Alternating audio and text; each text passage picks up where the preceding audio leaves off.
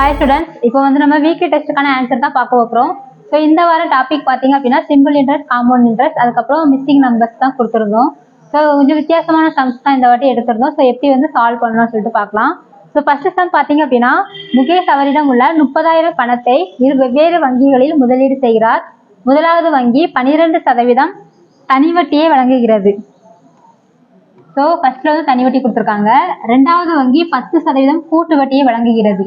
2 ஆண்டுகள் முடிவில் 2 வங்கியிலிருந்தும் சம தொகை பெறுகிறார் எனில் இரண்டாவது வங்கியில் முதலீடு செய்த தொகை என்ன? இப்போ இந்த கொஸ்டினை ரீட் பண்ணும் போதே கொஞ்சம் கவனமா ரீட் பண்ணணும். அப்போ வந்து நம்மளுக்கு நல்லா என்ன கொடுத்துருக்காங்க, என்ன கேட்டிருக்காங்க அப்படின்னு சொல்லிட்டு நமக்கு தெரியும். ஸோ ஃபர்ஸ்ட் பாருங்க, முகேஷ் அவர்கிட்ட எவ்வளவு பணம் இருக்கு? 30,000 தான் இருக்குது.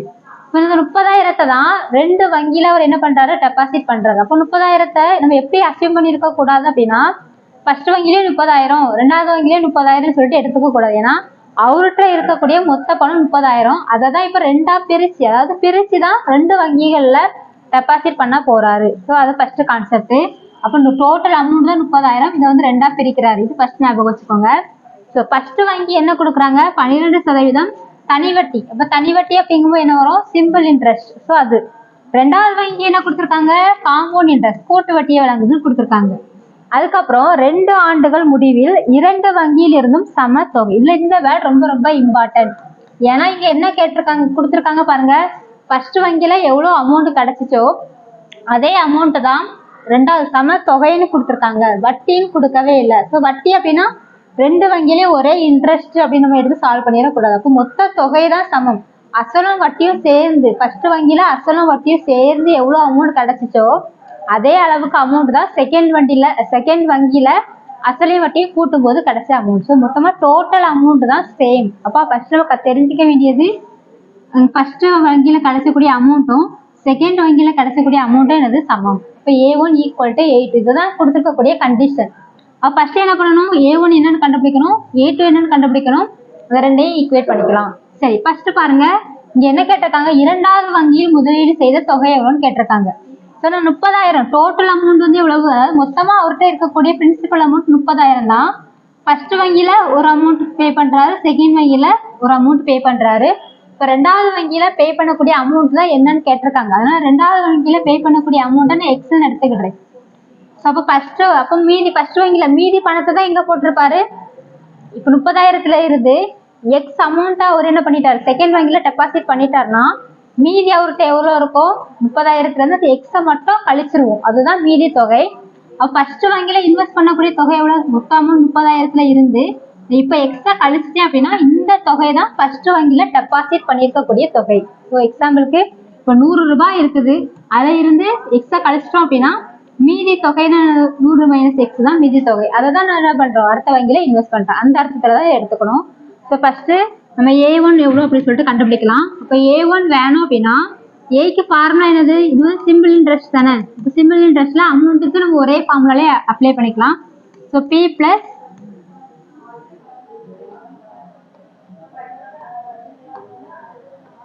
ஸோ இப்போ இதில் வந்து P என்ன வரும் அப்படின்னா A = P of 1 + NR/100 அப்படின்னு சொல்லிட்டு வரும். இது வந்து ஃபார்முலா. அப்படி இல்லாம ஐ கண்டுபிடிச்சிட்டு அதுக்கப்புறம் மறுபடியும் நம்ம என்ன பண்ணலாம்? ஏலையும் நம்ம ஆட் பண்ணிக்கலாம். ஸோ அது வந்து 2 ஸ்டெப்பா வரும். அப்படிங்கிறதுனால தான் நான் இந்த ஃபார்முலா எடுத்துக்கிட்டேன்.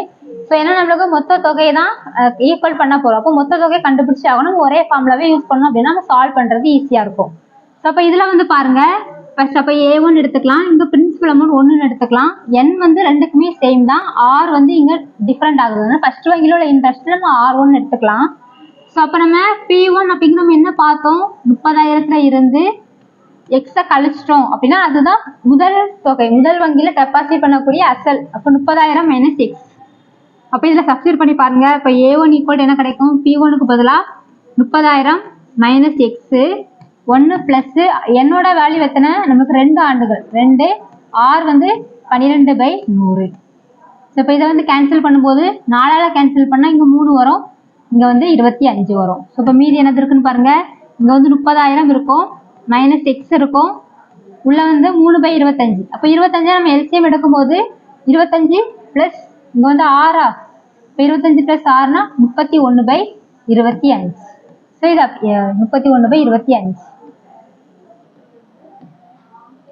இது அப்படியே இருக்கட்டும். இப்போ ரெண்டாவது, இப்போ நம்மளுக்கு கேன்சல் ஆகும், அதனால இது அப்படியே வச்சுக்கலாம். இது அமௌண்ட் ஃபர்ஸ்ட் ஒன் கண்டுபிடிச்சாச்சு. இப்போ அதே மாதிரி அமௌண்ட் டூ. அமௌண்ட் டூன்னு என்ன அர்த்தம்? ரெண்டாவது வங்கியில உங்களுக்கு எவ்வளவு அமௌண்ட் கிடைச்சிருக்கும் அதுதான். ஸோ ரெண்டாவது வங்கியில என்ன இன்ட்ரெஸ்ட்? Compound interest. அப்போ காம்பவுண்ட் இன்ட்ரெஸ்ட்ல நமக்கு ஃபார்முலாவே நம்ம எதுக்கு தான் எழுதியிருப்போம்?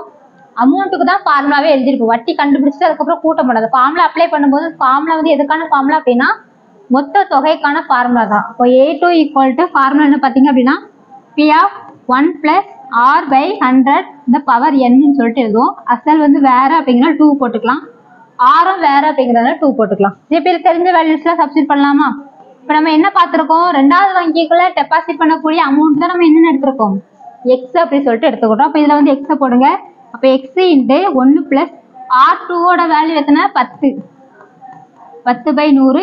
என்னோட வேல்யூ வந்து 2. ஸோ இப்போ இதை கேன்சல் பண்ணிட்டீங்க அப்படின்னா எக்ஸ் இன்ட்டு இங்கே என்ன வரும்? 10 + 1 11/10 ஸ்கொயர் அப்படிங்கிறதுனால நம்ம 2 வாட்டி போட்டுக்கலாம். ஸோ இப்போ இதை வந்து மல்டிப்ளை பண்ணும்போது 11 × 11 எத்தனை? 121. அப்போ நம்மளுக்கு என்ன கிடைக்கும்? 121 எக்ஸ் டிவைடட் பை 100. இதுதான் வந்து A2. இப்போ நம்ம A1ஓட கண்டுபிடிச்சாச்சு, A2 கண்டுபிடிச்சாச்சு. இப்போ நம்மளுக்கு கண்டிஷன் என்னது? A1 equal to A2. அப்போ ரெண்டு ஈக்குவேட் பண்ணலாமா? இப்போ A1 ஈக்குவல் டு A2 அப்படிங்கிறதுனால இந்த வேல்யூ எதுக்கு ஈக்குவலண்டாக இருக்கும்? 30,000 மைனஸ் எக்ஸ் 31/25. இப்போ இதில் வந்து பாருங்க, இங்கே உள்ள 25 இங்கே உள்ள 100 கேன்சல் பண்ணிட்டோம்னா 4. ஸோ இப்போ இதை மட்டும் ஞாபகம் வச்சுக்கலாம். ஸோ இப்போ இதை மட்டும் எடுத்து எழுதிக்கலாம். அப்போ என்ன கிடைக்கும்? x/, ஸோ இதை மட்டும் எடுத்து எழுதிக்கலாம். அப்போ x/4 equal to 31 × 30,000 minus X. இப்போ இதை கிராஸ் மல்டிப்ளை பண்ணிக்கலாம். ஸோ கிராஸ் மல்டிப்ளை பண்ணால் எக்ஸ் ஈக்குவல் டு 4 × 30, இங்கே 121 எக்ஸ் இருக்கும்.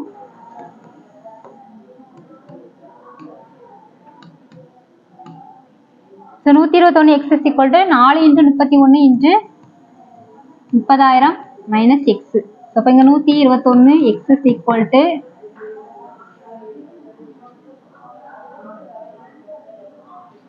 ஸோ 4 × 31 போகும்போது 124 × 30,000 மைனஸ் எக்ஸ். இப்போ உள்ள கொண்டு மல்டிப்ளை பண்ணுங்க.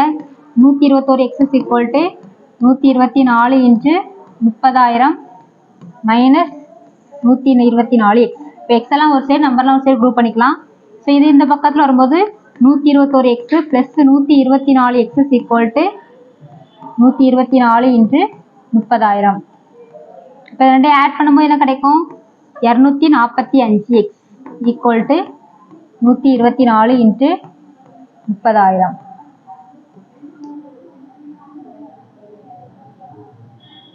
இப்போ X equal to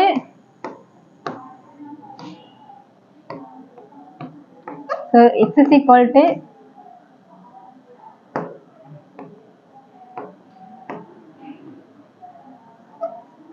x equal to அப்ப என்ன கிடைக்கும்? 124 × 30,000 divided by 245. இப்போ இதை கேன்சல் பண்ணீங்க அப்படின்னா 5ஆல கேன்சல் பண்ணா 49 கிடைக்கும். இங்க 5ஆல கேன்சல் பண்ணும்போது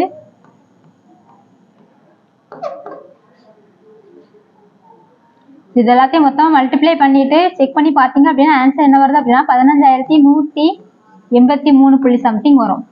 இப்போ ஆன்சர் வந்து இதுக்கு 15,183 தான். ஸோ இந்த மாதிரி பெரிய மல்டிப்ளிகேஷன் டிவிஷன் வரும்போது மல்டிப்ளை பண்ணிட்டு இப்போ நார்மலாக வகுத்தல் போடுவோம்ல, இந்த வகுத்தல்ல போட்டிங்க அப்படின்னா உங்களுக்கு எக்ஸாக்ட் ஆன்சர் கிடைச்சிரும். கேன்சல் பண்ணிட்டே இருக்கும்போது உங்களுக்கு என்ன கொஞ்சம் கஷ்டமா இருக்கும். ஸோ இப்போ ஆன்சர் வந்து இதுக்கு 15,183 தான். இது வந்து கொஸ்டின் கரெக்ஷன், அதனால செக் பண்ணிக்கோங்க. இதுதான் வந்து கரெக்டான ஆன்சர். இதுலேயும் பிரிண்டிங் மிஸ்டேக், கொஸ்டின் மிஸ்டேக் தான். ஸோ அதனால பார்த்துக்கோங்க. ஸோ இந்த கணக்கு வந்து இந்த மாடலில் தான் பண்ணணும். இப்போ மொத்த அமௌண்ட் வந்து சேம் அப்படிங்கிறதுனால ஃபர்ஸ்ட்டில் கிடைச்சக்கூடிய அமௌண்ட்டையும் ரெண்டாவது கிடைச்சக்கூடிய அமௌண்ட்டையும் ஈக்குவல் டு பண்ணிட்டு கேன்சல் பண்ணும்போது நம்ம எக்ஸ்ன்னு எடுத்துக்கலாம். ஒருவேளை நம்மளுக்கு முதல் வங்கியில் எவ்வளோ டெபாசிட் பண்ணியிருக்காங்க அப்படின்னு கேட்டாங்க அப்படின்னா ஃபர்ஸ்ட் வங்கியில் டெபாசிட் பண்ணக்கூடிய அமௌண்ட் எக்ஸ்ன்னு எடுத்துட்டு ரெண்டாவது வங்கிக்கு என்ன எடுத்துக்கலாம்? 30,000 மைனஸ் எக்ஸ்ன்னு சொல்லிட்டு எடுத்துக்கலாம். அந்த மாதிரி சால்வ் பண்ணும்போது உங்களுக்கு டேரெக்டாக எக்ஸோட வேல்யூ தான் ஆன்சராகவே இருக்கும். ஸோ அதெல்லாம் பார்த்துக்கோங்க. அடுத்த சம் பாருங்க. அமித் என்பவர் ரூபாய் 20,000 2 வங்கிகளில் முதலீடு செய்கிறார். அந்த தொகையில் பாதியை கூட்டு வட்டியிலும் மீதியை தனி வட்டியிலும் முதலீடு செய்கிறார்.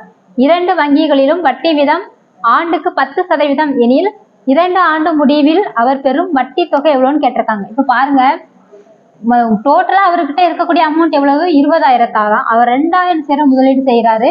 அந்த தொகையில் பாதியை, பாதி அப்படிங்கும்போது என்ன வரும்? 10,000. அப்போ கூட்டு வட்டியில டெபாசிட் பண்ணக்கூடிய அமௌண்ட் எவ்வளவு? 10,000. அப்போ கூட்டு வட்டிக்கான அசல் வந்து 10,000, மீதியே வந்து தனி வட்டி. அப்போ மீதி 10,000 வந்து எதுக்கு வந்துடும்? தனி வட்டிக்கு, பிரின்சிபல் அமௌண்டா வந்துடும். 2 வங்கிகளிலும் வட்டி வீதம் என்ன கொடுத்துருக்காங்க? 10% அப்படின்னா மொத்த வட்டி தொகை என்னன்னு கேட்டிருக்காங்க. அப்ப கேட்டிருக்கிறது என்னது? டோட்டல் வட்டி தொகை. நம்ம இப்ப என்ன எடுத்துக்கலாம்? I1 + I2 சொல்லிட்டு எடுத்துக்கலாம். அப்ப I = I1 + I2 அப்படி சொல்லிட்டு எடுத்துக்கலாம். இப்ப பாருங்க, I1 அப்படிங்கிறது என்னது? நமக்கு சிம்பிள் இன்ட்ரெஸ்ட்ல தனி வட்டியில கிடைச்சக்கூடிய வட்டி தொகை. அப்ப நம்ம சிம்பிள் இன்ட்ரெஸ்ட் ஃபார்முலா எழுதிக்கலாமா? அப்ப I1 ஃபார்முலா வரும் PNR/100. ஸோ அசல் வந்து வேற, அதே மாதிரி எண்ணும் வந்து 2 ஆண்டுகள், அதனால சேம் தான். ஆர் வந்து சேம். அப்ப அசல் வந்து எவ்வளவு? 10,000. எண் வந்து எவ்வளவு? 2 ஆண்டு முடிவில் தானே. அப்ப என்னோட வேல்யூ 2ன்னு எடுத்துக்கலாம். ஆரோட வேல்யூ வந்து 10 தான். ஸோ 10/100. ஸோ ஒரு சில கேன்சல் பண்ணிக்கோங்க. அப்ப இதுல நம்மளுக்கு வட்டியாட்டி எவ்வளவு கிடைக்குது? 2,000 ரூபாய் கிடைக்குது. அப்ப I1 வேல்யூ 2,000 நம்ம கண்டுபிடிச்சாச்சு. ரெண்டாவது என்ன கண்டுபிடிக்கணும்? I2 வேல்யூ கண்டுபிடிக்கணும். அப்ப I2ங்கிறது என்ன கொடுத்துருக்காங்க? காம்பவுண்ட் இன்ட்ரெஸ்ட், கூட்டு வட்டியில கேட்டிருக்காங்க. அப்ப கூட்டு வட்டியில என்னோட வேல்யூ வந்து என்னது? 2. அப்ப நம்ம ஷார்ட்கட்லயே போயிடலாம். 2-1 மெத்தடு. இந்த உங்களுக்கு ஷார்ட்கட் தெரியல அப்படின்னா காம்பவுண்ட் இன்ட்ரெஸ்ட் வீடியோ போட்டிருக்கோம், அதை பார்த்தீங்க அப்படின்னா உங்களுக்கு நல்லாவே டீட்டெயில்டா புரியும். ஸோ அப்ப இதுல வந்து பாத்தீங்க அப்படின்னா ஃபர்ஸ்ட் அசல் 10,000. 10,000க்கு 10% என்ன அப்படி சொல்லிட்டு கண்டுபிடிக்கணும். கண்டுபிடிக்கும் போது 1000 ரூபாய் வருது. அப்போ ஃபர்ஸ்ட் அந்த 1000 இதுல போட்டுக்கோங்க. அதுக்கப்புறம் மறுபடியும் இந்த 1000க்கு 10%, 10/100. அப்போ கேன்சல் பண்ணும்போது என்ன கிடைக்குது? 100 கிடைக்குது. இப்போ என்ன பண்ணணும்?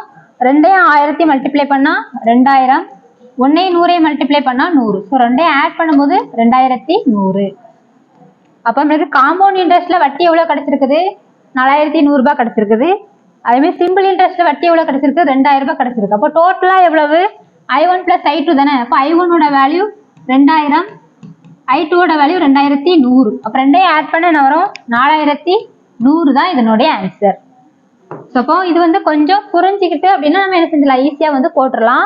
20,000 பாதியா பிரிச்சுட்டாங்க. 10,000 10,000 10,000 தனி வட்டியில எவ்வளவு கிடைக்குது, 10,000க்கு காம்பவுண்ட் இன்ட்ரெஸ்ட் கூட்டு வட்டியில எவ்வளவு கிடைக்குதுன்னு சொல்லிட்டு போட்டு 2 வட்டியும் கூட்டும் போது நம்மளுக்கு ஆன்சர் வந்து ஈஸியா வந்து கிடைச்சிருது. அடுத்து பாருங்க, 3 ஆண்டுகளுக்கு ரூபாய் 2,500க்கு 20% ஆண்டு வட்டியில் கிடைக்கும் கூட்டு வட்டி காம்பவுண்ட் இன்ட்ரெஸ்ட் என்னன்னு கேட்டிருக்காங்க. ஆல்ரெடி கூட்டு வட்டிக்கு ஷார்ட்கட் வந்து இருக்கு. 2 ஆண்டுகள் கொடுத்தாங்கன்னா 2-1 மெத்தடு, 3 ஆண்டுகள் கொடுத்தாங்கன்னா 3-3-1 மெத்தட். சரியா? அப்போ இதுல வந்து 3 ஆண்டுகள் அப்படிங்கிறதுனால என்னோட வேல்யூ 3 அப்படிங்கிறதுனால 3-3-1 மெத்தட் நம்ம எடுத்துக்கலாம். அப்ப ஃபர்ஸ்ட் ஸ்டெப் என்ன பண்ணணும் அப்படின்னா, கொடுத்துருக்கக்கூடிய அசலையும் வட்டி வீதத்தையும் மல்டிப்ளை பண்ணணும். இப்போ அசல் எவ்வளவு கொடுத்துருக்காங்க? 2,500 ரூபாய் கொடுத்துருக்காங்க. வட்டி வந்து 20% கொடுத்துருக்காங்க. அப்போ 2ஐயும் கேன்சல் பண்ணீங்க அப்படின்னா 500. ஸோ ஃபர்ஸ்ட் வந்து 500ஐ மேல போட்டுக்கோங்க. ரெண்டாவது ஸ்டெப் என்ன பண்ணணும்? அந்த 500 ரூபாய்க்கு மறுபடியும் 20% என்னன்னு கண்டுபிடிக்கணும். இப்போ கேன்சல் பண்ணும்போது என்ன கிடைக்கும்?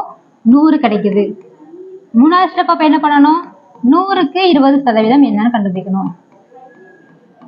அப்ப என்ன வரும்? 20 ரூபாய். அவ்வளவுதான். இப்போ மறுபடியும் எல்லாத்தையும் மல்டிப்ளை பண்ணிட்டு ஆட் பண்ணீங்கன்னா உங்களுக்கு சிம்பிளா வந்து என்ன செஞ்சிடும்? கூட்டு வட்டி எவ்வளோன்னு சொல்லிட்டு கிடைச்சிரும். அப்ப இதுல மல்டிப்ளை பண்ணும்போது 1,500, இதுல மல்டிப்ளை பண்ணும்போது ஒரு 300, இது ஒரு 20 ரூபாய். அப்ப மொத்தம் ஆட் பண்ணா எவ்வளவு வருது? 1,820. ஸோ இந்த மாதிரி பண்ணும்போது நம்மளுக்கு என்ன செய்யாது? மிஸ்டேக்ஸ் வந்து அவ்வளவா வராது. அதனால அப்போ அதாவது 3 ஆண்டுகள் 2 ஆண்டுகள் இந்த மாதிரி கேட்டாங்கன்னா ஷார்ட்கட்ல ஈஸியா வந்து போட்டுடலாம். அடுத்து, ஒரு தொகையாண்டு ஒரு குறிப்பிட்ட வட்டி வீதத்தில் 2 ஆண்டுகளுக்கு முதலீடு செய்யப்படுகிறது. வட்டி வீதம் 3% அதிகமானால் 450 அதிகம் கிடைக்கும் எனில் முதலீடு செய்யப்பட்ட தொகை என்ன? இது ரொம்ப சிம்பிள். ஒரே ஸ்டெப்ல ஆன்சர் வந்துடும். 2 மெத்தட்ல நம்ம சால்வ் பண்ணலாம். உங்களுக்கு எது ஈஸியா இருக்கோ அதை பார்த்துக்கோங்க. சரியா? ஃபர்ஸ்ட் வந்து நம்ம நார்மலா ப்ரொசீஜர் வைஸாவே போகலாம். ஸோ ஃபர்ஸ்ட் வந்து பாருங்க, இது வந்து என்ன கொடுத்துருக்காங்க அப்படின்னா என்ன வட்டின்னு கொடுக்கல, சிம்பிள் இன்ட்ரெஸ்டா காம்பவுண்ட் இன்ட்ரெஸ்ட்னு கொடுக்கல. அப்படி கொடுக்காத கணக்குக்கு நம்ம எதுதான் எடுத்துக்கணும்? சிம்பிள் இன்ட்ரெஸ்டா தான் எடுத்துக்கணும். ஸோ ஃபர்ஸ்ட் சிம்பிள் இன்ட்ரெஸ்டே எடுத்துக்கலாம். இப்போ சிம்பிள் இன்ட்ரெஸ்ட்ல ஃபர்ஸ்ட் இன்ட்ரெஸ்ட்டுக்கான ஃபார்முலா என்னது? PNR/100. இதுதான் ஃபார்முலா எழுதியாச்சா? ஃபர்ஸ்ட் என்ன பண்ணணும், வட்டி எவ்வளவு கிடைக்கும்னு தெரியாது, அசல் அமௌண்ட் எவ்வளோன்னு தெரியாது. எண் வந்து 2 ஆண்டுகள் கொடுத்துட்டாங்க. வட்டி வீதம் ஃபர்ஸ்ட் ஒரு வட்டி வீதம் இருந்துச்சு, இப்போ என்ன கொடுத்துருக்காங்க 3% இன்க்ரீஸ் ஆச்சு அப்படின்னா உங்களுக்கு என்ன செய்யும், எக்ஸ்ட்ரா ஒரு 450 ரூபா கிடைக்கும் அப்படின்னு சொல்லிட்டு கட்டணும். அந்த மாதிரி எடுத்துக்கலாம். அசல் அதே அசல் எடுத்துக்கலாம். எண் வந்து 2 ஆண்டுகள் எடுத்துக்கலாம். சரியா? ஆர் வந்து ஒரு ஃபர்ஸ்ட் ஒரு அமௌண்ட் இருந்துச்சு, ஆர்னு எடுத்துக்கலாம். சரியா? இப்போ இவ்வளோ தொகை நமக்கு என்ன கிடைச்சிருக்கும், ஒரு வட்டி வந்து கிடைச்சிருக்கும். இது வந்து ஃபர்ஸ்ட் வட்டிங்கிறதுனால I1 எடுத்துக்கலாம். இப்போ ரெண்டாவது என்ன கொடுத்துருக்காங்க, இந்த ஆரோட வேல்யூ, ஆர் ஆல்ரெடி இருந்த வேல்யூ கூடல இப்போ ஒரு 3% இன்க்ரீஸ் பண்ணுனேன் அப்படின்னா எனக்கு வட்டி என்ன செய்யுது 400 ரூபாய் கூடுது அப்படின்னு சொல்லிட்டு கொடுத்துருக்காங்க. ஸோ அப்போ அதை அப்படியே எழுதுங்க. இப்போ I2ஓட வேல்யூ இப்போ என்ன வரும், பி, என்னோட வேல்யூ 2 ஆண்டுகள் தான், ஆரோட வேல்யூ இப்போ என்னவா மாறுது 3 ஆண்டுகள் இன்க்ரீஸ் ஆகுது. ஸோ 3% வந்து இன்க்ரீஸ் ஆகுது. அப்போ R+3 ஆச்சு. அப்போ இதுதான் புதுசா கிடைக்கக்கூடிய வட்டி. அப்படி கிடைக்கும் போது இந்த I2ஓடைய வேல்யூ என்னவாகுதான், ஆல்ரெடி என்ன கிடைச்சிதோ, ஆல்ரெடி என்ன கிடைச்சிச்சு I1 தானே கிடைச்சிச்சு, I1 கூட இப்போ எவ்வளோ அதிகமாகுது 450 ரூபாய் அதிகமாகுது. இதுதான் இந்த கணக்கு. அப்போ அப்படி கொடுத்துருக்காது, அப்படி ஒரு ஈக்குவேஷனா எழுதிட்டீங்க அப்படின்னா உங்களுக்கு சால்வ் பண்றது ரொம்ப ஈஸியா இருக்கும். இப்போ இதுல பாருங்க, இந்த மாதிரி பார்த்த உடனே தெரியாது. அப்ப இந்த வட்டி வீதம் 3% வந்து அதிகம் ஆச்சு அப்படின்னா எனக்கு ஆல்ரெடி கிடைச்ச வட்டி எவ்வளவு I1, அந்த I1 இருக்கோட மதிப்பை விட எனக்கு எவ்வளவு அதிகமா கிடைக்குது 450 ரூபாய் அதிகமா கிடைக்குது. இதுதான் வந்து கணக்கு. சரியா? அப்ப இதை வந்து நான் பிரிச்சு எழுதலாம். அப்ப இதை பிரிச்சு எழுதும் போது என்ன பண்ணலாம், P2R பிளஸ் அதே மாதிரி P2ல கொண்டு மல்டிப்ளை பண்ணும்போது P × 6 தனித்தனியா 100 போட்டுக்கோங்க ஈக்குவல் டு I1 பிளஸ் 450. இப்போ இந்த வேல்யூ தான் நம்ம என்னன்னு பார்த்துருக்கோம், I1 சொல்லிட்டு பார்த்துருக்கோம். அப்போ இதுக்கு பதிலாக I1 சப்ஸ்டிட் பண்ணா I1 plus P × 6 divided by 100 equal to I1 plus 450. So இந்த I1 இந்த பக்கம் மூவ் பண்ணும்போது மைனஸ் ஆயிரும், மைனஸ் கேன்சல் ஆயிட்டுனா இது கேன்சல் ஆயிரும். அப்போ மீதி என்ன கிடைக்குது, P × 6 divided by 100 equal to 450. P-யோட வேல்யூ என்ன கிடைக்கும் 450 × 100 டிவைடட் பை 6. இப்போ இது ரெண்டால கேன்சல் பண்ணும்போது ஸோ 2 4 2 4 5 சரி 3 வரும், 3ஆல கேன்சல் பண்ணும்போது 7 5. அப்போ ஆன்சர் என்ன கிடைக்குது 7500. இது வந்து நம்ம நார்மலா வந்து ப்ரொசீஜர் வைஸா போனோம் அப்படின்னா இந்த கான்செப்ட் இப்படி பண்ணனாலும் உங்களுக்கு ஆன்சர் தான் கரெக்டா வரும். ரொம்ப ஈஸியான ஒரு மெத்தட் தான், ஷார்ட்கட்ல பார்க்கலாம். இப்போ இதில் வந்து ஷார்ட்கட் வந்து என்னன்னா, இப்போ வந்து 3% அதிகமானா 450 ரூபா அதிகம் கிடைக்கும்னு கேட்டிருக்காங்க. அப்போ அந்த 3%க்கான வட்டி தான் இவ்வளவு 450 ரூபாய். அப்போ ஃபர்ஸ்ட் நம்ம I1 ஃபார்முலாவே எடுத்துக்கலாம், I ஃபார்முலாவே எடுத்துக்கலாம். Y equal to PNR/100. இப்போ நான் என்ன பண்றேன், இந்த 3%க்கான வேல்யூ மட்டும், அப்போ 3%க்கு வட்டி எவ்வளவு 450 ரூபாய். இப்போ 450 equal to P × N, duration 2 ஆண்டுகள் தான். R வந்து எத்தனை பர்சன்டேஜ் 3% இருந்துச்சுன்னா, அதாவது 3% வட்டினா எனக்கு எவ்வளவு கிடைக்கும் 450 ரூபாய் கிடைக்கும். அதுதான் இந்த மாதிரிலாம் கொடுத்துருக்காங்க. இப்போ இதை நீங்க கேன்சல் பண்ணாலும் உங்களுக்கு அதே ஆன்சர் தான் கிடைக்கும். 3ஆல கேன்சல் பண்ணும்போது 1 5 150 கிடைக்கும், மறுபடியும் 75 கிடைக்கும். P = என்ன வருது 75 × 100 7500 தான். அப்போ இந்த அதிகமானால் இது அதிகமாகும் அப்படிங்கிற ஒரு வார்த்தை கொடுத்துருந்தாங்கன்னா அவ்வளவு தூரம் போகணும்னு அவசியம் கிடையாது. இந்த 3%க்கான வட்டி தொகை 450 அப்படின்னு சொல்லிட்டு எடுத்து சால்வ் பண்ணீங்க அப்படின்னா உங்களுக்கு வந்து ஈஸியா வந்து ஆன்சர் கிடைச்சிடும்.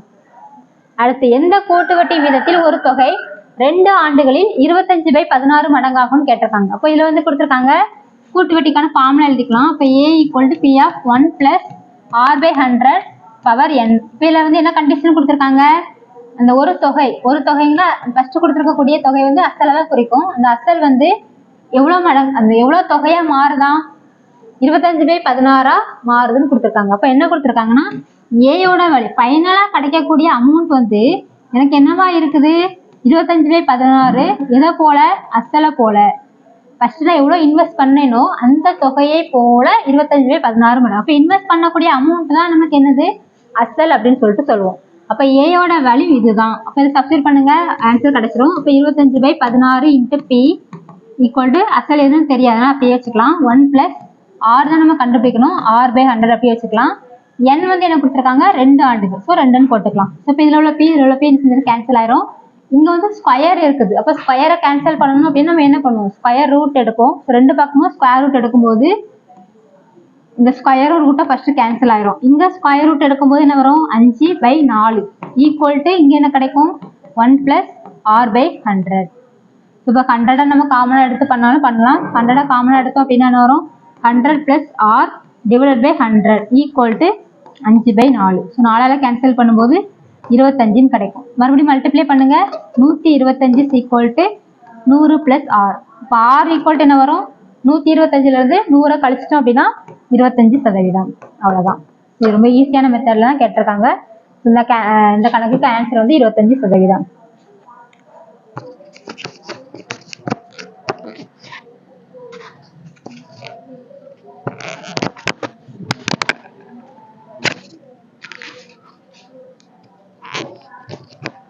அடுத்த கணக்கு பாருங்க. ஒரு குறிப்பிட்ட 4% வட்டி வீதத்தில் 4 ஆண்டுகளுக்கு கிடைக்கும் ஒரு குறிப்பிட்ட தொகைக்கு 4% வட்டி வீதத்தில் 4 ஆண்டுகளுக்கு கிடைக்கும் தனி வட்டியானது அதே தொகைக்கு 5% வட்டி வீதத்தில் 3 ஆண்டுகளுக்கு கிடைக்கும் தனி வட்டியை விட ரூபாய் 80 அதிகம் எனில் அந்த தொகை என்னன்னு கேட்டிருக்காங்க. அப்போ இதையே நம்ம ஒரு ஸ்டேட்மெண்டா கொடுத்துருக்காங்க. ஒரு ஈக்குவேஷனா கன்வெர்ட் பண்ணி எழுதிக்கலாம்.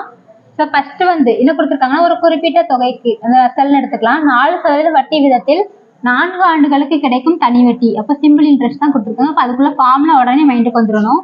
அதே தொகைக்கு அப்போ இங்கே என்ன அமௌண்ட் கொடுத்துருக்கோமோ அதே அமௌண்ட் தான் இங்கே 5% வட்டி விதத்தில் 3 ஆண்டுகளுக்கு கிடைக்கும் தனி வட்டியை விட 80 ரூபாய் அதிகம்னு கொடுத்துருக்காங்க. இப்போ என்ன கொடுத்துருக்காங்க? ஃபர்ஸ்ட்ல எனக்கு கிடைக்கக்கூடிய அமௌண்ட்டை நான் I1 எடுத்துக்கிடுறேன்.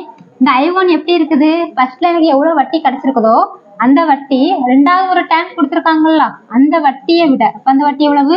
I2ன்னு எடுத்துக்கலாம். அதை விட 80 ரூபா அதிகம். இதுதான் கொடுத்துருக்காங்க. ஃபர்ஸ்ட் இவ்வளோ பேராகிராஃபாக கொடுத்ததை நம்ம சிம்பிளாக ஒரு ஈக்குவேஷன் எழுதியாச்சு. ஃபர்ஸ்ட்ல தனி வட்டியில கிடைக்கக்கூடிய அந்த நம்மளுக்கு வட்டி வந்து எப்படி இருக்குது? ரெண்டாவது ஒரு ஸ்டேட்மெண்ட் கொடுத்துருக்காங்களா, அந்த தொகைக்கு 5% வட்டி விதத்தில் 3 ஆண்டுகளுக்கு கிடைக்கும் தனி வட்டியை விட எவ்வளோ அதிகம்? 80 ரூபாய் அதிகம். ஃபர்ஸ்ட் வட்டி ரெண்டாவது வட்டியை விட 80 ரூபா அதிகம் சொல்லிட்டு எடுத்தாச்சு. இப்போ ஃபர்ஸ்ட் வட்டி கண்டுபிடிக்கலாம்.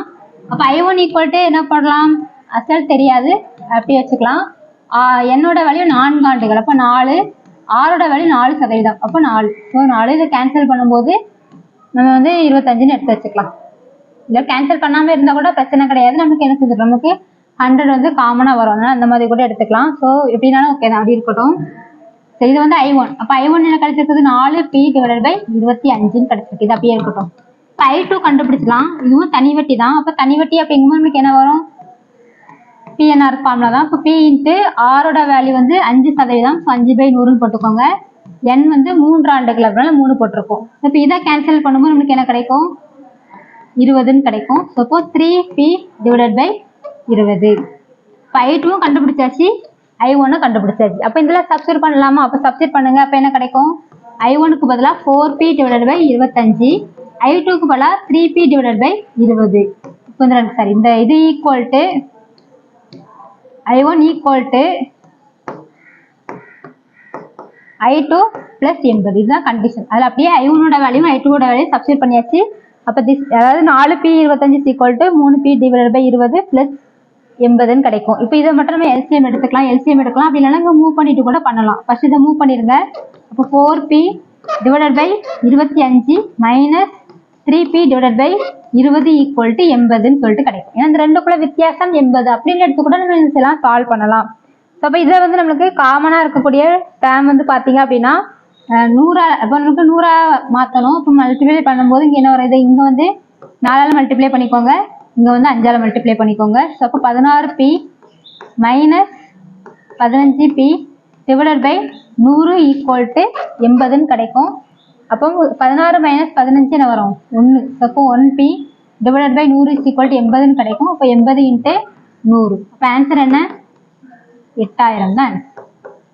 ஸோ இந்த மாதிரி கொடுத்துருக்கக்கூடிய கணக்கை இன்னொரு ஈக்குவேஷன் ஃபார்மேட்டுக்கு கன்வெர்ட் பண்ணிட்டோம் அப்படின்னா இதை பார்த்த உடனே எதை ரெண்டே கண்டுபிடிக்கணும், என்ன பண்ணணும்னு சொல்லிட்டு ஒரு ஐடியா கிடைச்சிடும். அதனால ஃபர்ஸ்ட் அதுலேருந்து எப்போவுமே சிம்பிள் இன்ட்ரெஸ்ட், காம்பவுண்ட் இன்ட்ரெஸ்ட்ல இந்த மாதிரி கொஞ்சம் நிறையா கொடுத்துருக்காங்க. டைரெக்டாக கொடுக்காம வித்தியாசமாக கொடுத்துருந்தாங்க அப்படின்னா ஃபர்ஸ்ட் அதை என்ன பண்ணுங்க? ஈக்குவேஷனை கன்வெர்ட் பண்ணுங்க. இப்போ ஈக்குவேஷனை கன்வெர்ட் பண்ணிட்டீங்க அப்படின்னா என்ன கண்டுபிடிக்கணும் அப்படின்னு சொல்லிட்டு நமக்கு ஒரு தெளிவு கிடைச்சிடும். அதுக்கப்புறம் எப்படி கண்டுபிடிக்கணும் அப்படிங்கிற ஒரு இதுவும் கிடைச்சிடும். அப்போ அப்படி போடும்போது நமக்கு என்ன செஞ்சிடும்? ஆன்சர் வந்து ஈஸியாக வந்து கிடைச்சிடும். அடுத்து ரூபாய் 20,000க்கு 8% ஆண்டு வட்டியில் 3 மாதங்களுக்கு கிடைக்கும் தனி வட்டி எவ்வளவு அப்படி சொல்லிட்டு கேட்டிருக்காங்க. இதில் வந்து டக்குன்னு 3ன்னு ஆண்டுகள் அப்படி சொல்லிட்டு எடுத்து சால்வ் பண்ணக்கூடாது. ஸோ அப்போ தனி வட்டி தான். அப்போ ரொம்ப ஈஸி தான். ஃபார்முலா என்னது? PNR/100 தான். ஃபர்ஸ்ட் நம்ம தனி வட்டி எப்பவுமே சால்வ் பண்ணும்போது அசல் இருக்கான்னு பார்த்துக்கணும், வட்டி வீதம் இருக்கான்னு பார்த்துக்கணும். அதுக்கப்புறம் டியூரேஷன் வந்து நம்ம ஆண்டு வட்டின்னு கொடுத்துருந்தாங்கன்னா டியூரேஷன் அந்த காலம் வந்து எதில் கொடுத்துருப்பாங்க? ஆண்டுல கொடுத்துருக்கணும். ஒருவேளை மாத வட்டின்னு கொடுத்துட்டு மாதங்கள் கொடுத்தாங்க நம்ம எதையுமே சேஞ்ச் பண்ண வேண்டாம். அப்போ இங்கேயும் ஆண்டு இருந்துச்சு, இங்கேயும் ஆண்டு இருந்துச்சுன்னா நமக்கு எதுவுமே சேஞ்ச் பண்ண வேண்டாம். வட்டி வீதம் ஆண்டு வட்டியில இருந்து காலம் வந்து மாதங்கள்ல இருந்தா நம்ம என்ன பண்ணணும்? அதை வந்து ஆண்டா மாற்றணும். ஸோ அதை மறந்துடக்கூடாது. ஸோ அப்போ நம்மளுக்கு இங்கே ஃபர்ஸ்ட் நார்மலா என் வந்து 3 மாதங்கள் 3 மந்த்னு கொடுத்துருக்காங்க. மாதத்தை ஆண்டா மாற்றதுக்கு நம்ம என்ன பண்ணணும்? 12ஆல டிவைட் பண்ணுவோம். ஸோ அப்போ ஆன்சர் வந்து பார்த்தீங்க அப்படின்னா 1/4 ஆண்டு. இப்போ 3 மாதம் அப்படிங்கிறதும் 1/4 ஆண்டும் ஒன்று தான். அதை மட்டும் ஞாபகம் வச்சுக்கோங்க. இப்போ இதில் எல்லாத்தையும் சப்ஸ்டிட் பண்ணுங்க. இப்போ 20,000 என் வந்து எத்தனை? 1/4. ஸோ 1/4 ஆரோட வேல்யூ வந்து 8%. அப்போ 8/100. 4 நாளாக கேன்சல் பண்ணிக்கலாம், 2 0 கேன்சல் பண்ணிக்கலாம். ஸோ அப்போ என்ன கிடைக்குது? 400 தான் ஆன்சர். இப்போ தனி வட்டி தான் கேட்டிருக்காங்க. அப்போ ஆன்சர் வந்து என்னது? 400 தான். ஸோ ரொம்ப சிம்பிள். அடுத்து 5% ஆண்டு வட்டியில் 2ஆம் ஆண்டில் ரூபாய் 420 கூட்டு வட்டியாக கொடுக்கும் தொகை. இப்போ இதுல இந்த வார்த்தையை நல்லா பாருங்க. 2வது வருஷத்துல உங்களுக்கு 2வது வருஷம் வட்டி கால்குலேட் பண்ணும்போது எனக்கு என்ன வரணும்? 420 வரணும் அப்படின்னு சொல்லிட்டு கேட்டிருக்காங்க.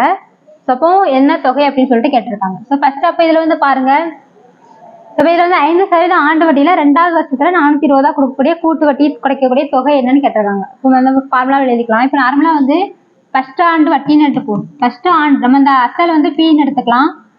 என் வந்து 2 ஆண்டுகள் கொடுத்துருக்காங்க, ஆர் வந்து 5% கொடுத்துருக்காங்க. இப்போ நம்ம டைரக்டா ஃபார்முலாவும் அப்ளை பண்ண போறது கிடையாது, ஸ்டெப் பை ஸ்டெப்பா பண்ணுவோம். அந்த மெத்தட் எடுத்துக்கலாம். ஸோ ஃபர்ஸ்ட் மெத்தட்ல பார்த்தீங்க அப்படின்னா I1 ஃபர்ஸ்ட் இயர்ல கிடைக்கக்கூடிய வட்டி. ஃபர்ஸ்ட் இயர்ல எவ்வளவு வட்டி கிடைக்கும் அப்படின்னா அது நம்ம நார்மலா சிம்பிள் இன்ட்ரெஸ்ட் ஃபார்முலா தான். P இன்ட்டு N டியூரேஷன் வந்து 1 இயர் அப்படிங்கிறது 1 போட்டுக்கலாம். ஆர் வந்து 5/100. இப்போ 5P டிவைடட் பை 100. இப்போ இதை கேன்சல் பண்ணீங்க அப்படின்னா 20ன்னு கிடைக்கும். இப்போ P/20 இதுதான் வட்டி.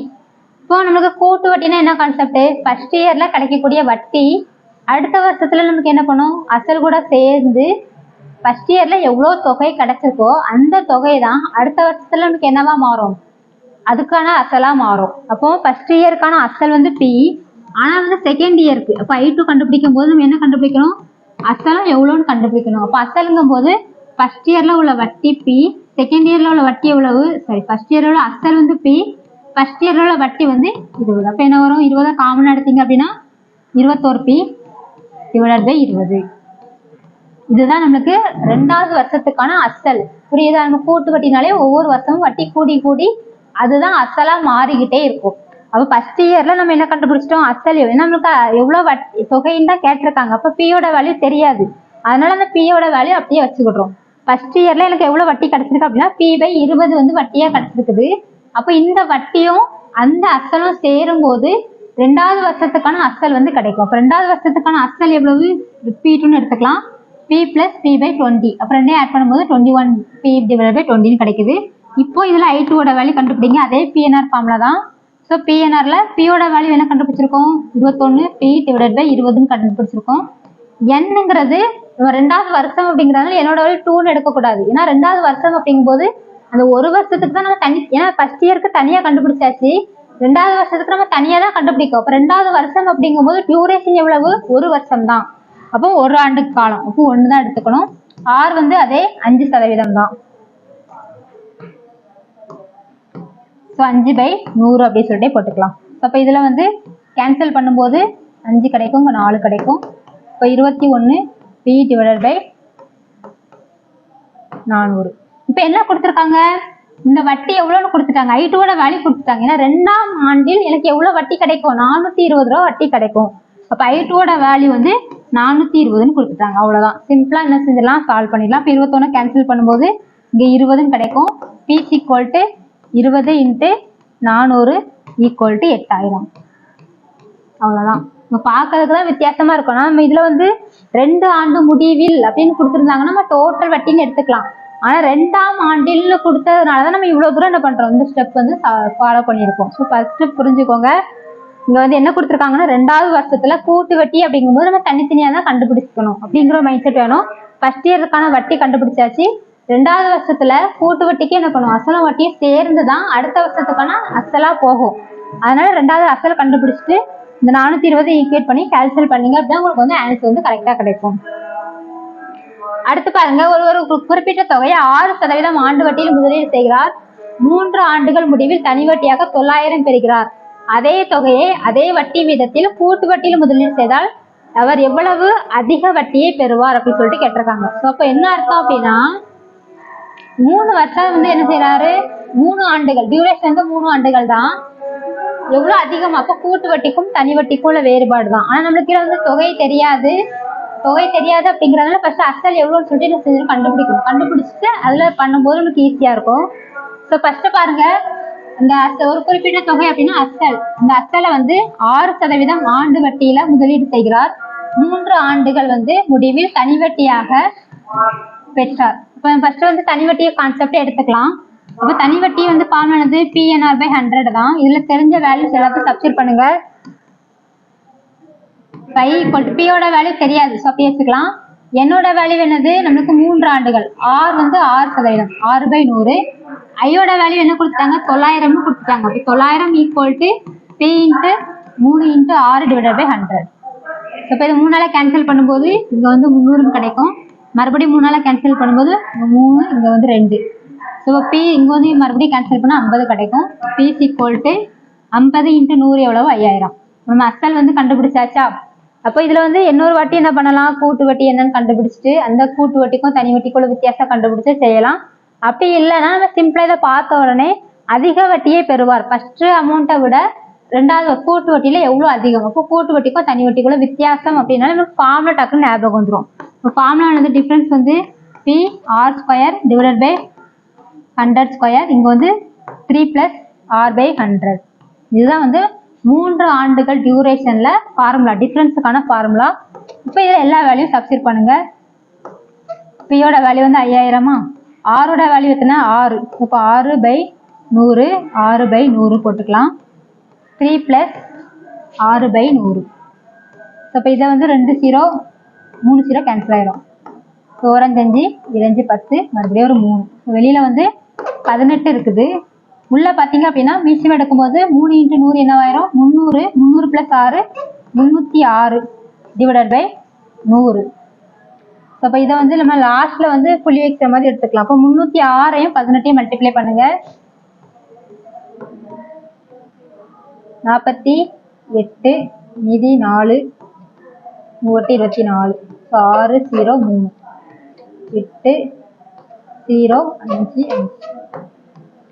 இல்ல இப்போ மல்டிப்ளை பண்ணும்போது 55 08 / 100 கிடைக்கும். 2 நம்பர் தள்ளி புள்ளி வைக்கும்போது ஆன்சர் என்னது 55.08 தான். இப்போ இதுல வந்து நம்ம லாஸ்ட் நம்பர் மட்டும் 2 மல்டிப்ளை பண்ண 8 6 மல்டிப்ளை பண்ணா 8.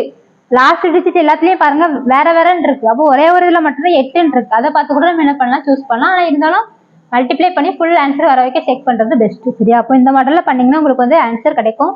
இது வந்து நம்ம நார்மலா டிஃபரன்ஸ்ல போட்டாலே ஆன்சர் கிடைக்குது. அப்படி இல்லை அப்படின்னா மறுபடியும் என்ன பண்ணலாம், அந்த அசலுக்கு 3 ஆண்டுக்கு கூட்டு வட்டி எவ்வளவுன்னு கண்டுபிடிச்சிட்டு இந்த கூட்டு வட்டிக்கும் தனி வட்டிக்கும் உள்ள டிஃபரன்ஸ் 2 கழிச்சு பாத்தீங்க அப்படின்னா உங்களுக்கு இதே ஆன்சர் தான் வரும். அடுத்து தான் பாருங்க, 10,000க்கு 2 ஆண்டுகளுக்கு 10% ஆண்டு வட்டியில் கணக்கிடப்படும் தனி வட்டிக்கும் அரையாண்டிற்கு ஒரு முறை கணக்கிடப்படும் கூட்டு வட்டிக்கும் உள்ள வித்தியாசம் என்னன்னு கேட்டிருக்காங்க. இப்போ இந்த கணக்கு பார்க்கும்போது தனி வட்டிக்கும் கூட்டு வட்டிக்குள்ள வித்தியாசம் கேட்டிருக்காங்க. ஆனா வந்து ஒரே டைம்ல கேட்கல, ஏன்னா ஆண்டு வட்டி தான், அரையாண்டிற்கு ஒரு முறை கூட்டு வட்டி. அப்ப என்ன பண்ணணும், தனியா ஃபர்ஸ்ட் வந்து தனி வட்டி கண்டுபிடிச்சிட்டு அதுக்கப்புறம் கூட்டு வட்டி கண்டுபிடிச்சிட்டு 2ஐயும் கழிக்கிறோம். அப்பதான் ஈஸியா வரும். பார்த்த உடனே வித்தியாசம் கேட்டிருக்காங்கன்னு சொல்லிட்டு 2 ஆண்டுகள் கேட்டிருக்காங்கன்னு சொல்லிட்டு என்ன பண்ணக்கூடாது, போடக்கூடாது. ஏன்னா இங்க வந்து மாறும். ஏன்னா இங்க வந்து வட்டி வந்து ஆண்டு 2 சிம்பிள் இன்ட்ரெஸ்ட். தனி வட்டி பாத்தீங்க அப்படின்னா 2 வருஷம், 2 டியூரேஷன் தான். ஃபர்ஸ்ட் வருஷம் கால்குலேட் பண்ணுவாங்க, அடுத்து 2வது வருஷம். ஆனா கூட்டு வட்டி பாத்தீங்கன்னா அரையாண்டுக்கு ஒரு முறை அப்படிங்கும்போது 6 மாசத்துக்கு ஒருக்கா. அப்ப 4 டைம் என்ன பண்ணிருப்பாங்க, வட்டி வந்து கால்குலேட் பண்ணிருப்பாங்க. அப்ப 2க்குமே மாறும். ஃபர்ஸ்ட் வந்து சிம்பிள் இன்ட்ரெஸ்ட்ல வட்டி எவ்வளோன்னு கண்டுபிடிச்சிடலாம். இப்போ சிம்பிள் இன்ட்ரெஸ்ட் ஃபார்முலா PNR/100 தான். இதில் சப்ஸ்டிட்யூட் பண்ணுங்க. 10,000 2 ஆண்டுகளுக்கு 10% வட்டி வீதம். இப்படி போட்டிங்க அப்படின்னா 2000 ரூபாய். இது அப்படியே இருக்கட்டும். சிம்பிள் இன்ட்ரெஸ்டோட வட்டி வந்து 2000 இருக்கட்டும். இப்போ காமன் இன்ட்ரெஸ்ட்டுக்கு வாங்க. காமன் இன்ட்ரெஸ்ட்ல பார்த்தீங்க அப்படின்னா அசல் வந்து எவ்வளவுதான், 10,000 தான். என்ன வந்து அப்போ நமக்கு காலம் பார்த்தீங்க அப்படின்னா 2 வருஷம் தான். ஆனால் நமக்கு n அப்படிங்கிறது எப்படி எடுப்போம் அப்படின்னா எத்தனை வாட்டி வட்டி கால்குலேட் பண்ணுறாங்க. இப்போ ஒரு வருஷத்துக்கு 2 வாட்டி அப்படின்னா 2 வருஷத்துக்கு எத்தனை வாட்டி 4 டைம் வட்டி கால்குலேட் பண்ணியிருப்பாங்க. ஆரோட வேல்யூ அப்போ அரையாண்டிற்கு ஒரு முறை வட்டி கால்குலேட் பண்ணுறாங்கன்னா வட்டி சதவீதத்தை பாதி ஆக்கிடணும். அப்போ 5%. ரொம்ப ஷார்ட்கட் வந்து போகலாம். அப்போ 4 வாட்டி வட்டி கால்குலேட் பண்ணுறாங்கன்னா அதுக்கும் ஷார்ட்கட் இருக்குது. 4641 மெத்தட். 2 வாட்டி அப்படின்னா 21 மெத்தட், 3 வாட்டினா 331 மெத்தட், 4 வாட்டி அப்படின்னா 4641 மெத்தட் மட்டும் ஞாபகம் வச்சுக்கோங்க. சரி, இப்போ இதில் வந்து பாருங்க, நான் அதே மாடலில் தான் ஃபர்ஸ்ட் 10,000க்கு என்ன பண்ணுவோம், வட்டி சதவீதம் 5% எவ்வளோன்னு கண்டுபிடிக்கணும். அப்போ 500 வருது. ஃபர்ஸ்ட் 500 அப்படியே போட்டுக்கோங்க. ரெண்டாவது ஸ்டெப் என்னது, 500க்கு 5% என்னன்னு கண்டுபிடிக்கிறோம். அப்போ 25. மூணாவது ஸ்டெப் என்ன, 25க்கு 5% என்ன. இப்போ ரெண்டையும் மல்டிப்ளை பண்ணும்போது 125 வரும். 2 நம்பர் தள்ளி புள்ளி வச்சிங்க அப்படின்னா 1.25ன்னு வரும். நாலாவது 1.25க்கு 5% என்ன. இப்போ இதை மல்டிப்ளை பண்ணும்போது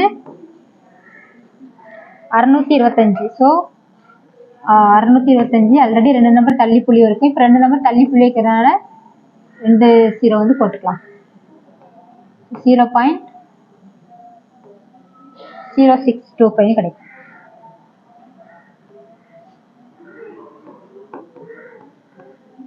இவ்வளோதையும் ஆட் பண்ணால் அதுதான் கூட்டு வட்டி. ஃபர்ஸ்ட் 4 5 மல்டிப்ளை பண்ண ஒன்று வரும் 2. ஸோ 2000.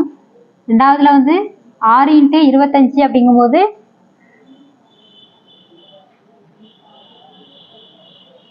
150ன்னு வரும். அதுக்கப்புறம் 4 × 125 அப்படிங்கும்போது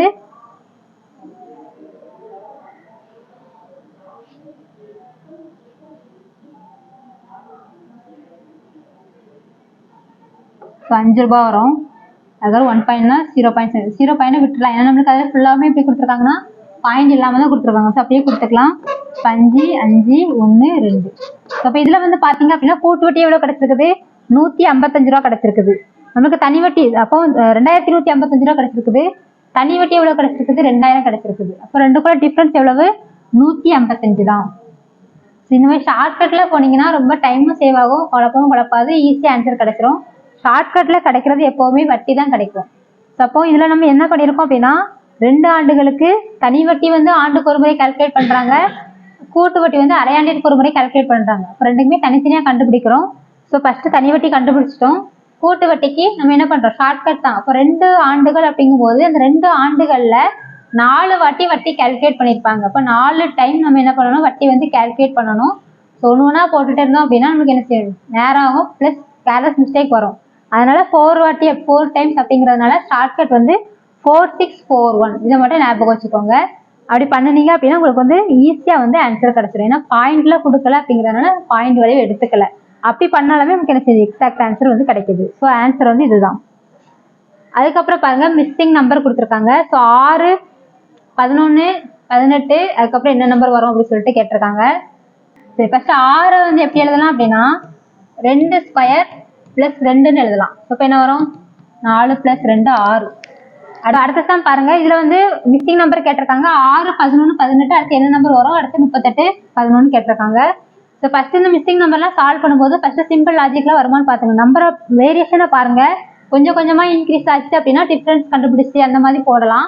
ரொம்ப பெருசா போச்சு அப்படின்னா மல்டிப்ளை பண்ற மாதிரி வரும். அதை விட அந்த கேப் வந்து 2 நம்பருக்குள்ள கேப் வந்து ரொம்ப அதிகமா வந்துச்சுன்னா ஸ்கொயர் பண்ணி கியூப் பண்ணிலாம் வரும். இப்போ இதுல வந்து பாத்தீங்கன்னா 6 11 18 எல்லாமே கொஞ்சம் கொஞ்சம் டிஃபரன்ஸ் தான் இருக்குது. ஸோ இப்போ 2 நம்பருக்குள்ள டிஃபரன்ஸ் வந்து கண்டுபிடிச்சிக்கலாம். ஸோ கொடுத்துருக்க நம்பர் 6 11 18, அடுத்து என்ன நம்பர் தெரியாது, 38 51. ஸோ இப்போ இந்த 2 நம்பருக்குள்ள டிஃபரன்ஸ் என்னது, 5.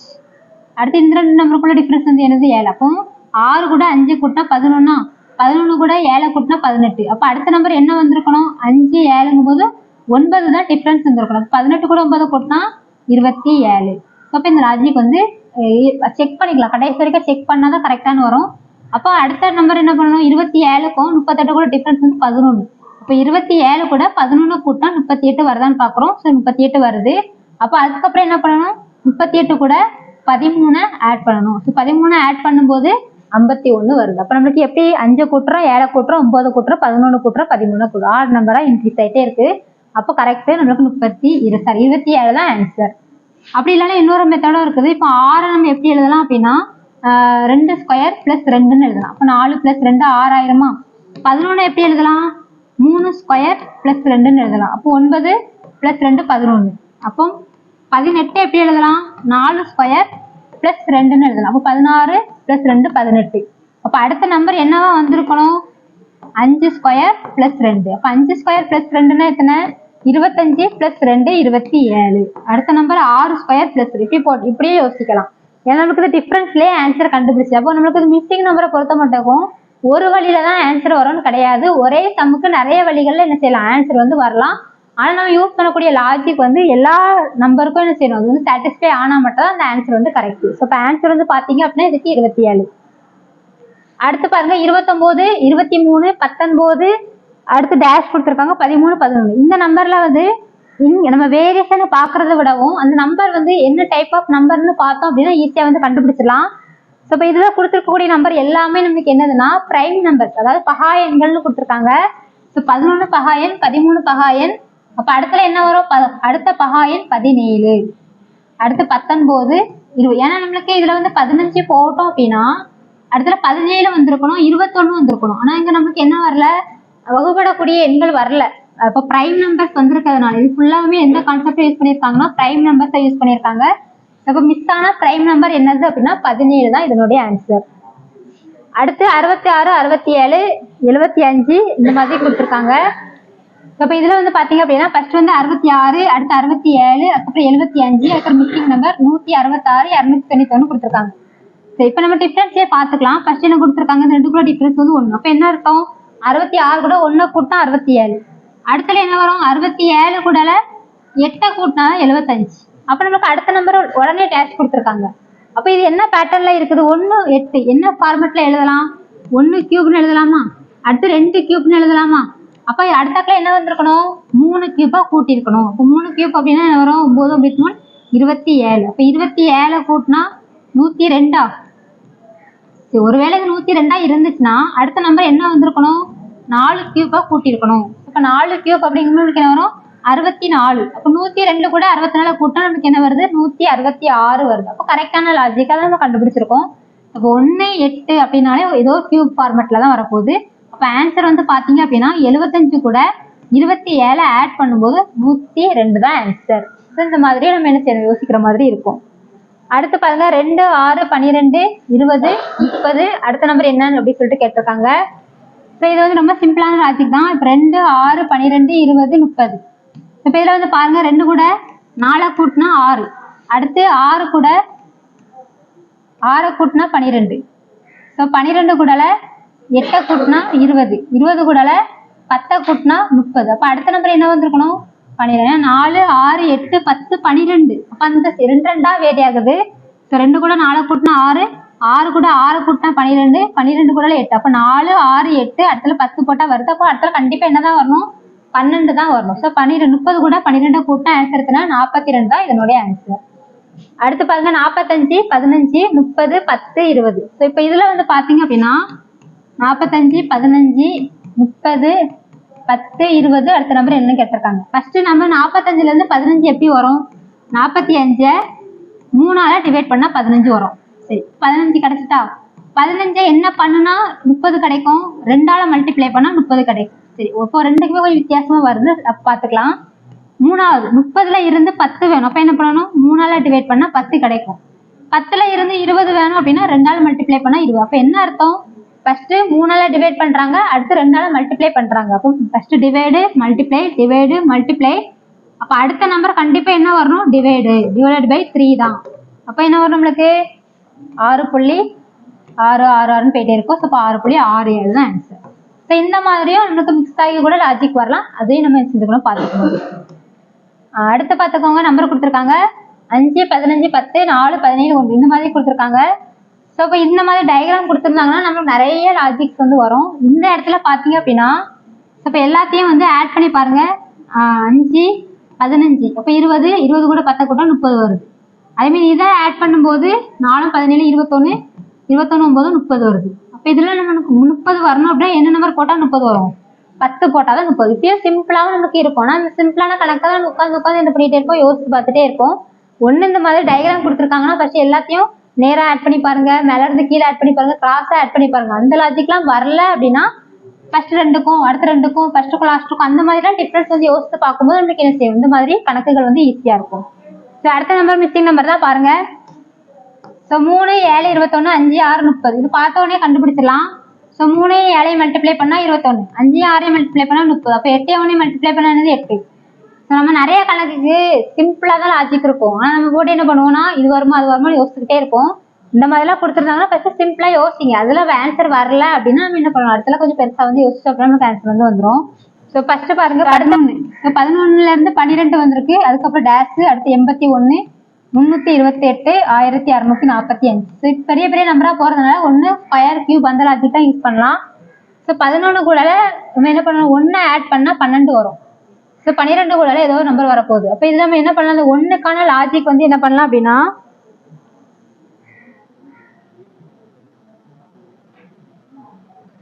ஸோ 11 வந்து 1ஆல மல்டிப்ளை பண்ணிட்டு 1 ஆட் பண்ணும்போது 12 வரும். அடுத்தல 12 2ஆல மல்டிப்ளை பண்ணிட்டு 2 ஆட் பண்ணா என்ன வரும், 24 26 வரும். சரி, இப்போ 26க்கு அதே மாதிரி போட்டு பார்க்கலாம். ஃபர்ஸ்ட் என்ன பண்ணும், 11 1ஆல மல்டிப்ளை பண்ணிட்டு 1 ஆட் பண்ணும் 12 வந்துச்சு. 12 2ஆல மல்டிப்ளை பண்ணிட்டு 2 ஆட் பண்ணும் 26 வந்துச்சு. இப்போ மூணாவது 26 3ஆல மல்டிப்ளை பண்ணிட்டு 3 ஆட் பண்ணணும். இப்போ 26 3ஆல மல்டிப்ளை பண்ணும்போது பாருங்க 78. ஸோ 78 3 81. அப்போ கரெக்ட். அதுக்கப்புறம் நீங்க 81 4ஆல மல்டிப்ளை பண்ணிட்டு 4 ஆட் பண்ணும்போது என்ன வரும், 328 வரும். இந்த லாஜிக் தான் கரெக்ட். அப்போ நமக்கு தேவையான எண் எத்தனை, 26. இப்போ ஆன்சர் வந்து 26 தான். ஸோ ஸ்கொயர் கியூப்லாம் ஆட் பண்றதுக்கு முன்னாடி இந்த மாதிரி கொஞ்சம் மல்டிப்ளை பண்ணா வருதான்னு செக் பண்ணா நமக்கு என்ன செஞ்சிடும் வந்துடும். ஸோ அடுத்த சம் பாருங்க, இந்த மாதிரி கொடுத்துருக்காங்க 1008 23 40 33 41 4071 டேஷ் 7292 கொடுத்துருக்காங்க. சரி, இப்போ இதுல பார்த்தோம் அப்படின்னா இந்த ரெண்டு நம்பருக்குள்ள டிஃபரன்ஸ் கண்டுபிடிங்க. 2340 1008. ஸோ 2 3 3 1332. அப்போ இது என்ன அர்த்தம், 13 கியூப் பிளஸ் 1. ஏன்னா 13 கியூப்னா 1331. இப்போ அந்த 1008 கூட 11 கியூபையும் 1ஐயும் ஆட் பண்ணா 2340 வரும். அப்போ அடுத்தல 2340 கூட 12 கியூப்னா தாண்டிடும். ஏன்னா நமக்கு டியூரேஷன் வந்து பாத்தீங்க அப்படின்னா கம்மி தான், 1000 சம்திங் தான் வருது. ஏன்னா இந்த ரெண்டுக்குள்ள டிஃபரன்ஸ் கண்டுபிடிச்சிங்க அப்படின்னா 1001 தான். இப்போ 1001ங்கும் போது 1000னா எங்களோட கியூப் 10 கியூப் தானே. அப்போ அடுத்தல என்ன வருது, 10 கியூப் பண்ணிட்டு 1 கூட்டும் போது நம்மளுக்கு என்ன வரும், 3341 வரும். 11 கியூப் 10 கியூப்னா இடத்துல கண்டிப்பா எத்தனை வரும், 9 கியூப் தான் வரும். அப்போ 3341 கூட 9 கியூபையும் 1ஐயும் ஆட் பண்ணணும். அப்போ 9 கியூப் அப்படிங்கும்போது நம்மளுக்கு எத்தனை வந்துடும், 729 வந்துடும். ஸோ 729ஐயும் 1ஐயும் ஆட் பண்ணும்போது ஆட் பண்ணுங்க 11 7 4071 வருது. ஸோ 4071. அப்போ அடுத்தல என்ன பண்ணணும், 8 கியூபை தான் ஆட் பண்ணணும். அப்போ 8 கியூப் அப்படிங்கும்போது என்ன வரும், 512. இப்போ நமக்கு இது கூட 512 ஆட் பண்ணிட்டு பிளஸ் ஒரு 1 ஆட் பண்ணணும். இப்போ வரும் பிளஸ் 1 போட்டோன்னா 2 எடுத்துக்கோங்க. ஸோ 4 8 5 4. ஸோ 4584 தான் கரெக்டான ஆன்சர். இங்கே வந்து பிரிண்டிங் மிஸ்டேக் கொடுத்துருக்காங்க. கொஸ்டின்லேயே அப்படிதான் இருந்துச்சு, நீங்கள் வந்து மாற்றிக்கோங்க. சரி, அப்போ ஆன்சர் வந்து பார்த்தீங்க அப்படின்னா 4584 தான் இதுக்கு கரெக்டான ஆன்சர். அதுக்கப்புறம் அதே மாதிரி தான் 5 9 25 61, அதுக்கப்புறம் 225 கொடுத்துருக்காங்க. ஸோ ஃபர்ஸ்ட் பாருங்க 5 9 25 61 டேஷ் 225. இப்போ 5ல இருந்து 4 கூட்டினா 9 வருது. 9 கூட நம்ம என்ன பண்ணணும், 16 கூட்டினா 25 வரும். அதுக்கப்புறம் அப்போ நம்மளுக்கு என்ன வருது, ஸ்கொயர் டைப்ல போகுது. அப்போ 2 ஸ்கொயர், இது வந்து 4 ஸ்கொயர். அப்போ 2 4ங்கும் போது 6 ஸ்கொயர்னா 36. அப்போ 36 கூட்டும் போது நம்மளுக்கு என்ன வருது, 61 கிடைக்குது. அப்போ அடுத்தல என்ன பண்ணணும், இது கூட 8 ஸ்கொயர். 2 4 6 8. அப்போ 8 ஸ்கொயர்னா 64 கூட்டணும். அப்போ 61 கூட 64 ஆட் பண்ணும்போது 125 தான் கரெக்ட். அடுத்தல 10 ஸ்கொயர்னா 100. அப்போ 125 கூட 100 ஆட் பண்ணும்போது 225 வரும். அப்போ ஆன்சர் வந்து இதுதான்.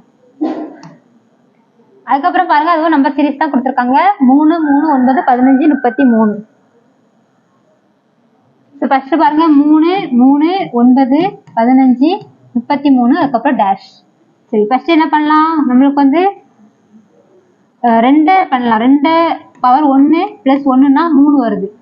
அதுக்கப்புறம் 2 ஸ்கொயர் 4 4லேருந்து 1 கழிச்சா 3 வருது. ஸோ ஃபர்ஸ்ட் வந்து 2னுடைய அடுக்குகள் வந்து கூடிக்கிட்டே வருது. அடுத்து +or -1 மாறி மாறி வருது. இப்போ 2 அடுக்கு 1 இது 2 அடுக்கு 2. அப்போ 2 அடுக்கு 3ங்கும் போது 8 8 கூட 1 கூட்டினா என்ன 9 வருதா.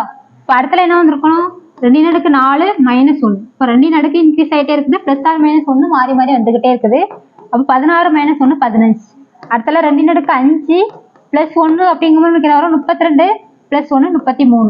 இப்போ அடுத்த நம்பர் 2 அடுக்கு 6 - 1. 2 அடுக்கு 6 அப்படிங்கும்போது 64.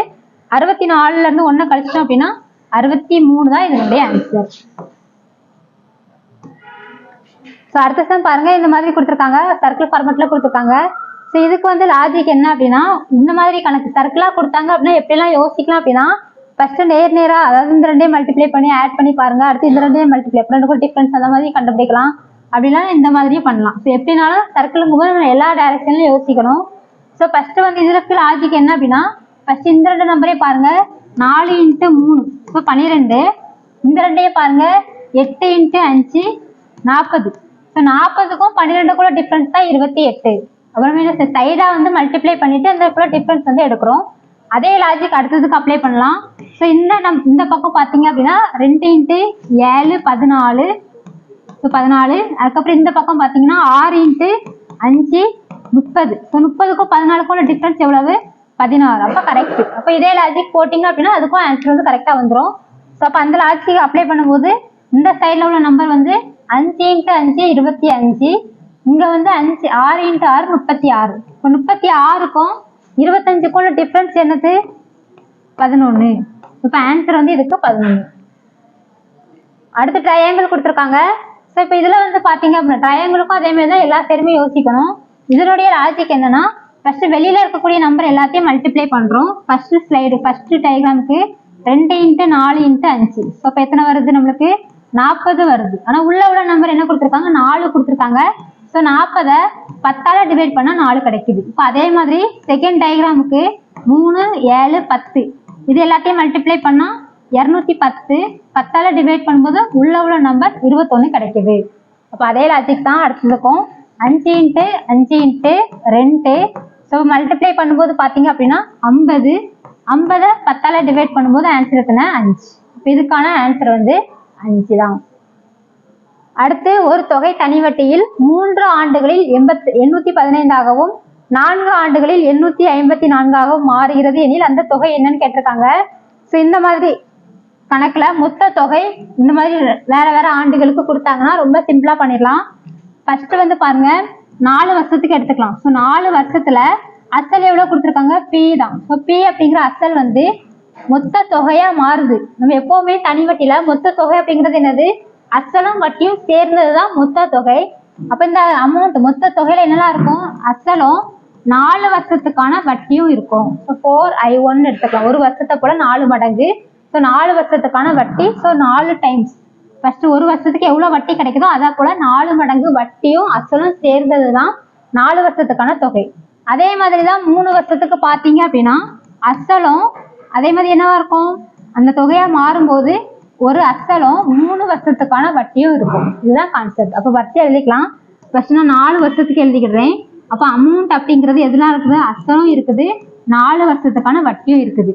அதே மாதிரி 3 வருஷத்துக்கு பார்க்கும்போது அமௌண்ட் அப்படிங்கிறது என்னெல்லாம் இருக்குது அசலும் இருக்குது 3 வருஷத்துக்கான வட்டி. இதுல நம்ம ஏன் அசல் வந்து மாறல அப்படின்னா ஏன் வந்து அசல் வந்து மாறனா இது தனி வட்டி தான். தனி வட்டியில ஒரே அசல் தான் எத்தனை வருஷத்துக்கு போட்டாலும் அதே அசல் தான் நம்ம கால்குலேட் பண்ணுவோம். இது ரெண்டும் இதுக்குள்ள டிஃபரன்ஸ் வந்து கண்டுபிடிச்சு வச்சுக்கலாம். இப்போ 4 வருஷத்துக்கான தொகை என்ன கொடுத்துருக்காங்க 854. 3 வருஷத்துக்கான தொகை என்ன கொடுத்துருக்காங்க 815. வேல்யூஸை சப்ஸ்டிட் பண்ணிக்கலாம். இது ரெண்டையும் சப்ட்ராக்ட் பண்ணுங்க. இந்த சைடு நமக்கு வேண்டாம். இது அப்படியே சப்ட்ராக்ட் பண்ணும்போது P - P கேன்சல் ஆயிரும். 4I இருந்து 3I கழிச்சிட்டோம் அப்படின்னா I மட்டும் தான் கிடைக்கும். இங்க கழிச்சோம் அப்படின்னா நமக்கு என்ன கிடைக்குது 9 39. இதுக்கு என்ன அர்த்தம் ஒரு வருஷத்துக்கான வட்டி வந்து 39 ரூபாய். இப்ப நான் என்ன பண்றேன் 3 வருஷத்துக்கான வட்டி கண்டுபிடிக்கிறேன். இப்போ 3 வருஷத்துக்கான வட்டினா 3 × 39. ஸோ எத்தனை வரும்? 117 வரும். சரி, இப்போ 3 வருஷத்துக்கு நம்ம ஸ்டேட்மெண்ட் எழுதணும். என்ன அர்த்தம்? 3 வருஷத்துக்கான தொகை எவ்வளவு கொடுத்துருக்காங்க? 815. இந்த 815க்குள்ள என்னெல்லாம் இருக்குது? நம்மளுடைய அசலும் இருக்குது, 3 வருஷத்துக்கான வட்டியும் இருக்குது. அப்போ 3 வருஷத்துக்கான வட்டி எவ்வளவு? 117 ரூபாய் இருக்குது. அப்போ பியோட வேல்யூ எத்தனை வரும்? 815ல இருந்து 117 கழிச்சிட்டோம் அப்படின்னா நம்மளுக்கு வந்து கிடைச்சிரும். ஸோ 8, 9, 6. ஸோ ஆன்சர் வந்து 698 தான் இதனுடைய ஆன்சர். ஸோ இந்த மாதிரி கணக்கு வந்தால் ரொம்ப சிம்பிளாக என்ன செஞ்சிடலாம், பண்ணிடலாம். ஸோ இதை மட்டும் ஞாபகம் வச்சுக்கோங்க. அடுத்த சம் பாருங்க. ஒரு தொகைக்கு ஒரே வட்டி விகிதத்தில் 6 ஆண்டுகள் மற்றும் 9 ஆண்டுகளில் கிடைக்கும் தனி வட்டிகளின் விகிதம். இப்போ தனி வட்டிகளின் விகிதம் அப்படின்னா I1:I2. இது எப்படி எழுதலாம்? I1/I2ன்னு சொல்லிட்டு எழுதலாம். இதுதான் கண்டுபிடிக்க போகிறோம். ஃபர்ஸ்ட் அசல் வந்து ஒரே அசல் தான், ஆறும் வட்டி வீதமும் ஒரே வட்டி வீதம் தான், ஆண்டுகள் மட்டும்தான் வேற. அதாவது ஃபர்ஸ்ட் I1ல சப்ஸ்டிட் பண்ணுங்க, P அதே தான், என்னோட வேல்யூ 6 ஆண்டுகள், R அதே தான், பை 100 டிவைடட் பை செகண்ட் டைமுக்கு பாருங்க அதே அசல் தான், 9 ஆண்டுகள், R/100. இப்போ இதெல்லாம் கேன்சல் ஆகும், 100 கேன்சல் ஆயிரும், R கேன்சல் ஆயிரும், PP கேன்சல் ஆயிரும், மீதி இருக்குது 6/9. இப்போ இதை கேன்சல் பண்ணுங்க, 3ஆல கேன்சல் பண்ணும்போது 2 கிடைக்கும், 3 கிடைக்கும். இப்போ ஆன்சர் வந்து 2/3. ஸோ அதை விகிதத்தில் எழுதும்போது நமக்கு என்ன கிடைக்கும்? 2:3 தான் கிடைக்கும். இப்போ இதுக்கான ஆன்சர் வந்து 2:3 தான். ஸோ இந்த மாதிரி கொஞ்சம் ப்ராக்டிஸ் பண்ண நம்மளுக்கு மேக்ஸ் வந்து ஈஸி ஆயிரும். ஸோ உங்களுக்கு இதில் ஏதாவது டவுட் இருந்துச்சு அப்படின்னா கமெண்ட் பண்ணுங்க, இல்லாட்டினா ஏதாவது புரியலை அப்படின்னாலும் சொல்லிட்டு கமெண்ட் பண்ணுங்க, நம்ம திரும்ப ஒர்க்கை எக்ஸ்பிளைன் பண்ணலாம். தேங்க்யூ.